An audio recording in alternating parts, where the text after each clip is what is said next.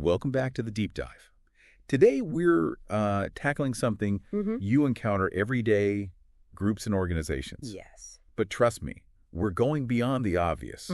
You might think you know how groups work. Yeah. But we're about to uncover the hidden dynamics that shape our behavior. Yeah. From casual hangouts to massive corporations. Exactly. We'll be pulling insights from sociology, psychology, and even a bit of history to show you just how powerful these forces are and how they influence everything from your personal relationships to the global economy. We've got some seriously interesting sources lined up. Yeah. Including research on conformity, leadership styles, and even the surprising ways group size changes everything. That's right. We're even going to tackle the concept of McDonaldization. Oh, McDonaldization. Which, spoiler alert, isn't just about fast food anymore. It's everywhere. And once you see it, you can't unsee it. Oh, that's scary. It is. All right, let's kick things off by tackling the basics. Okay. What exactly do we mean when we say group in the sociological sense? Yeah. It's more nuanced than just a random bunch of people. Absolutely. A group needs those recurring interactions. Right. And a shared identity. It's a difference between, say, a group of friends meeting for coffee every week versus a crowd at a concert. So my weekly trivia team is a group, but the people I'm crammed next to on the subway aren't. Yeah. Unless we suddenly bond over a shared experience. Yeah. Like the train getting stuck. There you go. Shared experiences, even negative ones, can create instant bonds. Oh, wow. Remember that study we read about people stranded in an airport during a blizzard? Oh, yeah? They formed a real sense of community, helping each other out, sharing resources, and even forming friendships that lasted beyond the snowstorm. That's incredible. It is. It shows how quickly those lines can blur. Yeah. Between being a temporary aggregate, like those airport passengers initially, and a true group. Exactly. Now we've got primary and secondary groups, which sounds straightforward, but I bet there are some twists. There are always twists. Think of primary groups as your inner circle, family, close friends, the folks who meet your deep emotional needs. Yeah. They're all about intimacy and belonging. Secondary groups are more task-oriented, like your coworkers or classmates. You're connected by a common goal, but not necessarily deep personal bonds. Makes sense. Okay. But here's where I get tripped up. Can a secondary group become a primary group? Oh, yeah. Like, do coworkers ever become your best friends? All the time. Think about sports teams, military units, even office colleagues who go through a super intense project together.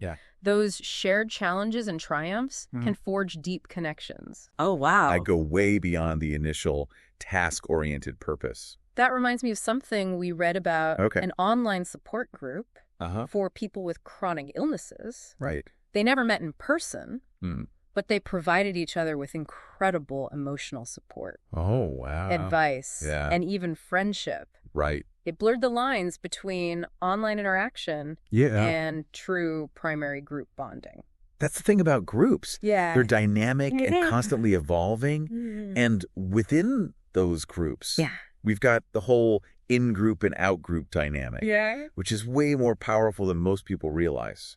We all want to feel like we belong somewhere, right? Yeah. That's why we join clubs, root for teams, identify with certain brands. Yes. But what happens when those in-group feelings turn negative? That's when things get tricky. If your sense of belonging comes from excluding or demonizing other groups, it can lead to prejudice.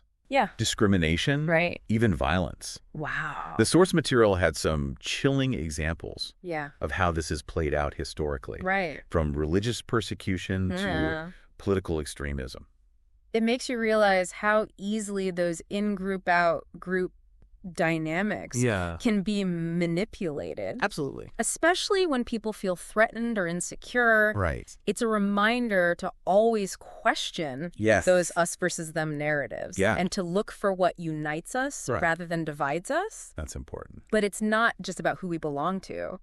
It's also about who we compare ourselves to, right? Exactly. Those reference groups can be anyone from your neighbors to celebrities, even fictional characters. Wow. They set our standards for success, for how we dress, how we spend our money, even how we raise our kids. I never thought about it that way. It's interesting, isn't it? It's like those Instagram influencers who make you feel like you need to buy all the latest gadgets. Yeah. Or travel to exotic destinations to keep up. Yeah.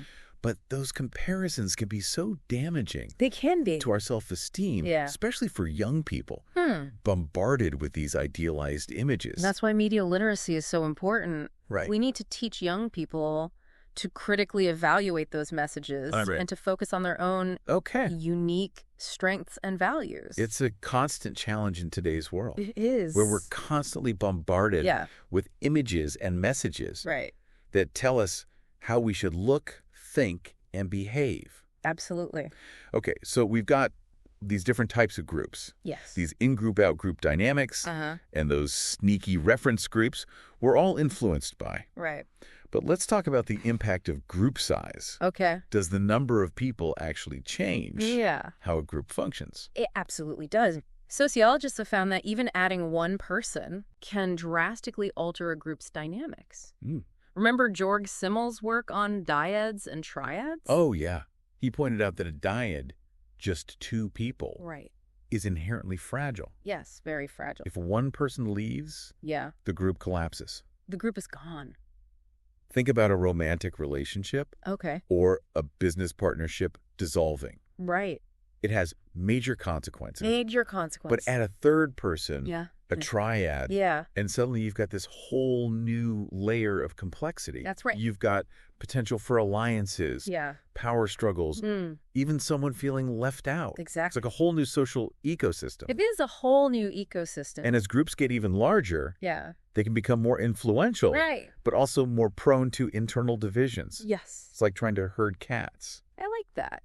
Speaking of influence, let's talk about leadership. Groups, especially larger ones, often need leaders to guide them, set goals, to resolve conflicts. Right. But there are different styles of leadership, each with its strengths and weaknesses. Like those instrumental leaders who are all about getting things done versus expressive leaders who focus on the group's emotional well-being. Yes. It's interesting because there's this stereotype that men are more instrumental and women more expressive. Yes. But effective leadership often requires a blend of both. Absolutely. It's not about gender. It's about adapting your style to the situation and the needs of the group. Right. The source material actually highlighted some fascinating research on how women in leadership roles often face a double bind. Right.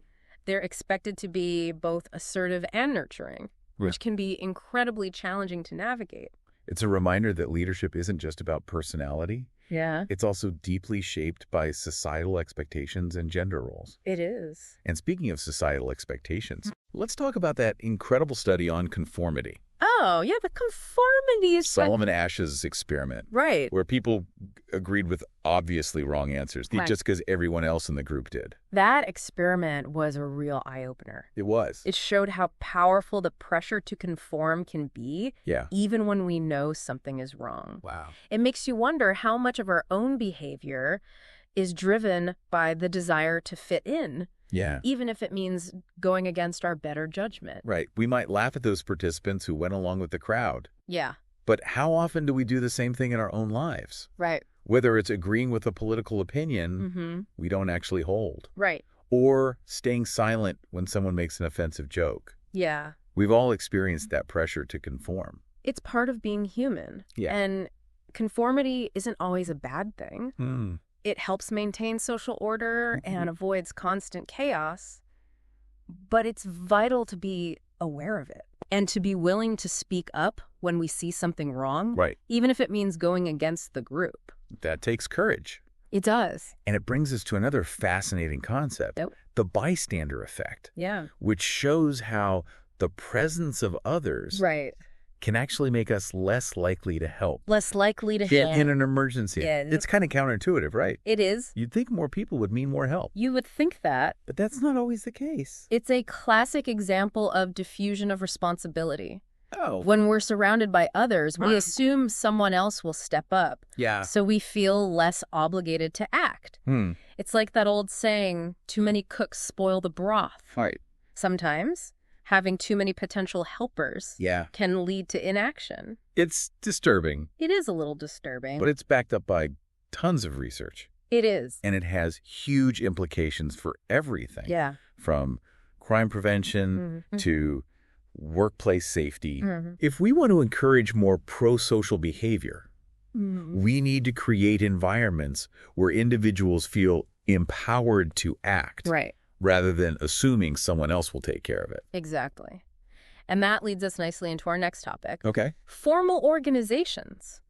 These are the large, often impersonal structures that dominate modern life. Right. Corporations, government agencies, even schools and hospitals. Right. They can be incredibly efficient at getting things done. Right. But they also have their downsides.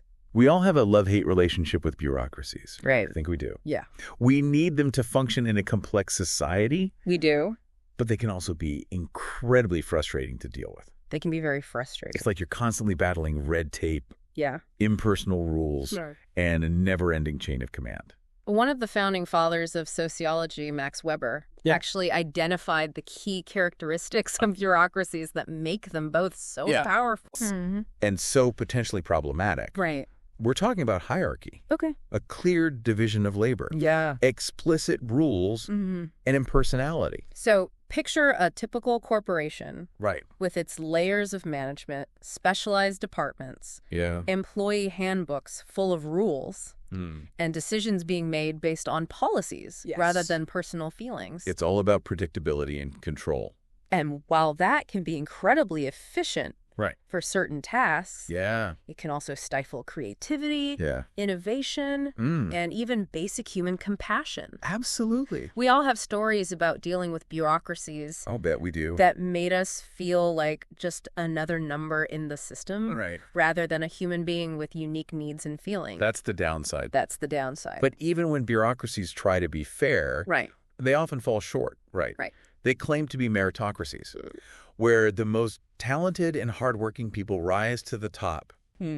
But as our source material pointed out, wealth and privilege can give some people a huge head start, even in supposedly merit-based systems. That's a critical point. It is. No system is perfectly fair or objective. That's true. Social inequalities can permeate even the most well-intentioned structures. They can. And speaking of structures, let's talk about that McDonaldization concept that you mentioned earlier. This is where things get really interesting. Right. We're not just talking about Big Macs and fries anymore, are we? I was going to say. We're talking about how the fast food model, with its emphasis on efficiency, predictability, calculability, and control, has spread to all sorts of areas of life. Wow. From healthcare and education to relationships and even leisure activities. It's like everywhere you look, you see chain stores, standardized tests, online dating apps. We're all craving convenience and affordability. But it comes at a price, doesn't it? It does. While McDonaldization offers benefits like consistency and accessibility, it can also lead to a decline in quality, loss of diversity, and that sense of impersonalization that we were just talking about with bureaucracies. It's like we're sacrificing uniqueness and authenticity for the sake of efficiency and predictability. I'm thinking about those local diners that are being squeezed out by fast food chains. Yeah. You might get a cheaper burger at the chain. But you're missing out on the unique atmosphere, the personal touch, the sense of community that those local places provide. Exactly. And it's not just about food. We see it in healthcare, where patients are rushed through appointments in education, where standardized tests are replacing personalized learning. And even in relationships, where dating apps reduce complex human interactions to a series of swipes and algorithms. It's like we're becoming robots ourselves. Kinda, yeah. Programmed for efficiency and predictability. Right. But that's not what makes us human, is it? Right. We crave connection. Yeah. Creativity, meaning those things that can't be measured or standardized. You've hit on a really important point here. As we navigate this increasingly McDonaldized world, it's vital to remember that we're not just cogs in a machine. Right. We have choices. We have values. Yeah. And we have the power to push back against this trend and to create a world that prioritizes human needs alongside efficiency and profit. But we'll delve deeper into that in our next segment. Right, so in part 1, we dug into the different types of groups, the whole in-group, out-group thing, and how even the size of a group can change how it functions. We even touched on those. Potentially soul-crushing bureaucracies, that creeping McDonaldization that's seeping into everything. But now I'm curious. How do groups actually form and stay together? Is there a secret sauce for creating a successful group? It's not exactly a secret sauce. Okay. But there are some key ingredients. You need a shared purpose, effective communication, and a good balance of individual needs and group goals. Think about successful social movements, like the civil rights movement or the fight for marriage equality. They had a clear vision, strong leadership, and the ability to mobilize diverse groups of people around a common cause. That makes sense. Yeah. It's like you need that driving force to keep everyone motivated and moving in the same direction. Absolutely. But it can't be all about the big picture, right? Right. You also need to create a space where individuals feel valued and heard. Absolutely. If people don't feel like they belong or that their contributions matter, they're going to disengage. It's like those online communities that thrive when members feel safe to share their thoughts and experiences without fear of judgment. They have clear guidelines for respectful interaction, and they actively moderate to ensure everyone feels included. That's a good point. Yeah. It's like the internet can be a breeding ground for negativity and exclusion. But it can also be a powerful tool for creating supportive and inclusive communities. It can. But let's bring it back to those formal organizations we were talking about earlier. Are they all destined to become those soul-crushing bureaucracies? Not necessarily. While bureaucracies can be rigid and impersonal, they can also be incredibly effective at achieving specific goals, especially when tasks are clearly defined and there's a clear hierarchy of authority. Think about emergency response systems, like fire departments or disaster relief organizations.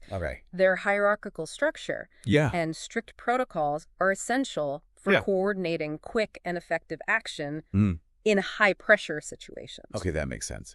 In those cases, you need everyone to be on the same page and following the rules to the letter. But in other contexts, like schools or creative industries, that rigid structure can stifle innovation. It can. And make people feel like cogs in a machine. That's why it's crucial for organizations to find that sweet spot between efficiency and flexibility. You need some structure and rule to avoid chaos, but you also need to empower individuals to think creatively, take risks, and feel like their contributions are valued. It's that balance between control and freedom. Too much control and you stifle creativity. Too much freedom and things can descend into chaos. But finding that balance can unleash incredible potential. Absolutely. Think about those companies known for their innovative cultures. Google, Pixar, Tesla. They have clear goals and structures, but they also encourage experimentation, collaboration, and even a healthy dose of playful rebellion. Like they understand that people do their best work when they feel valued, respected, and empowered to contribute their unique talents and perspective. But let's zoom out a bit and think about how these sociological concepts apply, not just to workplaces, but to all aspects of our social experience, from our families to our neighborhoods to the online communities we engage with. We're all navigating these complex group dynamics all the time. It's all interconnected. And the more we understand about these dynamics, the better equipped we are to build healthy relationships, create positive change, and navigate the challenges of living in a complex and ever-changing world. We've talked about leadership, but what about those power imbalances that inevitably arise within groups? That's a good question. We know leaders play a role. Right. But what are some other factors that contribute to these imbalances? Well, as we mentioned before, group size is definitely a factor. Okay. Smaller groups tend to be more egalitarian, while larger groups often develop hierarchies. But beyond that, it's also about the distribution of resources, both material and symbolic. Right. Those who control access to resources, like money information, or even social status, often wield greater influence within a group. So it's not just about being a charismatic leader or having great ideas. Yeah. It's also about who holds the purse strings, who has access to information, who gets to set the social norms. Exactly. And those power dynamics can be incredibly subtle and complex. They can operate through unspoken rules, informal networks, and even seemingly insignificant interactions. It's like, it's not always about someone explicitly saying, I'm in charge here. It can be more about who gets to speak first in a meeting. Whose ideas are taken seriously, or who's invited to the after-work drinks. Precisely. Those subtle cues can reveal a lot about the underlying power dynamics within a group. And those dynamics can have a significant impact on who gets heard, whose needs are met, and whose perspectives shape the group's decisions. It makes you realize how important it is to pay attention to those subtle cues, both in our own interactions and in the larger systems we're a part of. If we're not aware of those power dynamics, we can easily become complicit in perpetuating them. Well said. And speaking of perpetuating systems, let's circle back to McDonaldization. And how it's impacting our society. It's fascinating how this seemingly simple concept, prioritizing efficiency and predictability, can have such far-reaching consequences. It's like, on the surface, it seems like a good thing. Making things faster, cheaper, more convenient.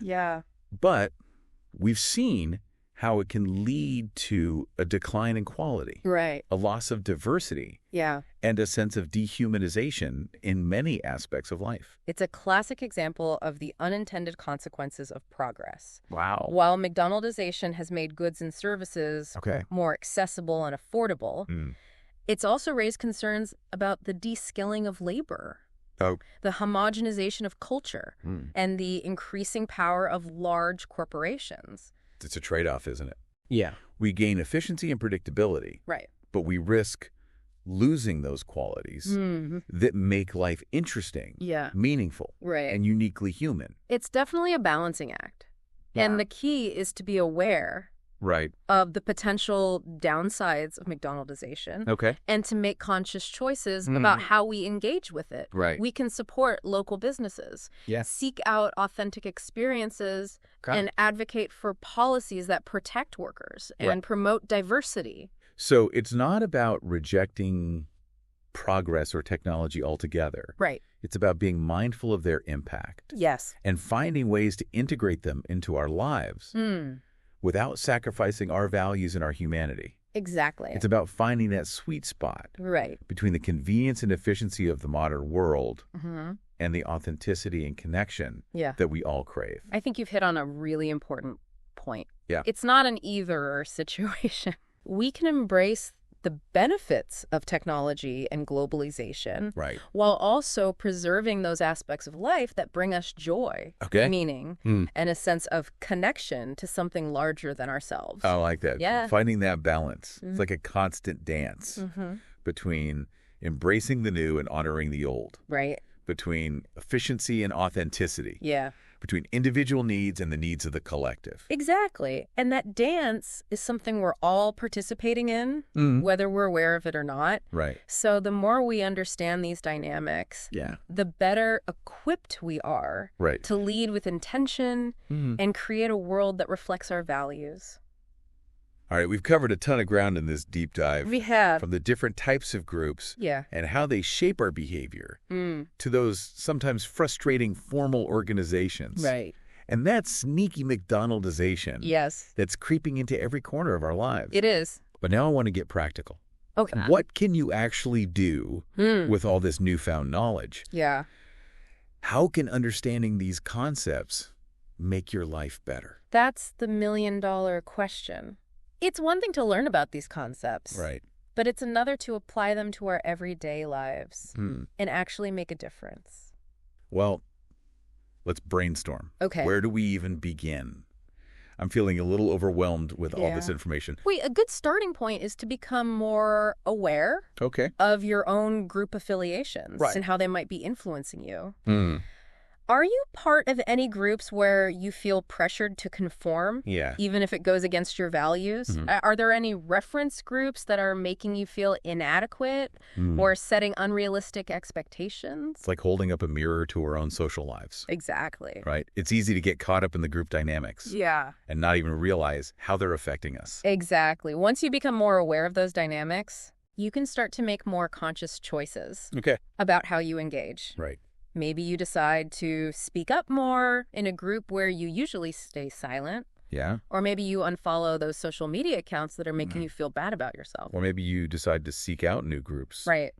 That align more closely with your values and interests. It's like we have the power to choose our own social environments. We do. And to create spaces where we feel supported, challenged, and inspired. Absolutely. And it's not just about our personal lives. Right. This awareness can also help us navigate those formal organizations we were talking about. Yeah.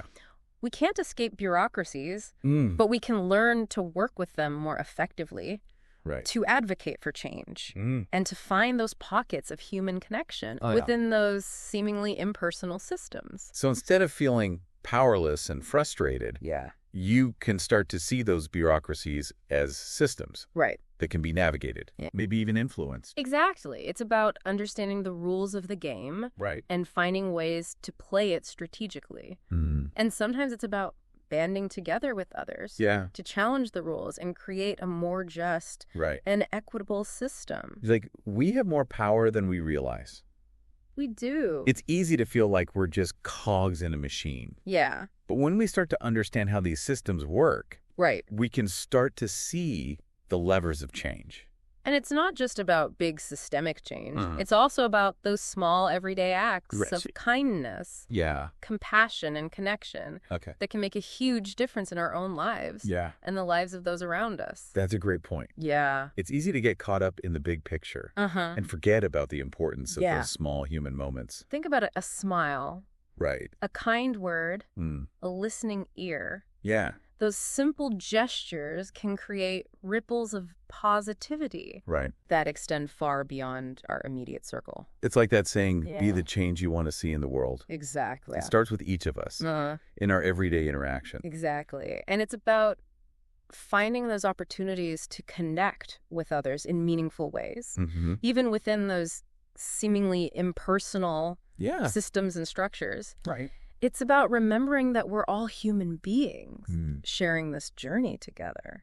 Speaking of journeys, I keep thinking back to something you said earlier about how technology has connected us in unprecedented ways, but it's also contributed to a sense of isolation and loneliness for many people. Right. It's like a paradox, isn't it? It is. We're more connected than ever. Yeah. But many of us feel more alone than ever. It is a paradox. And it's something sociologists are still trying to understand. Right. It seems that those online connections, while valuable in many ways, can't fully replace those deep face-to-face relationships that are so essential for our well-being.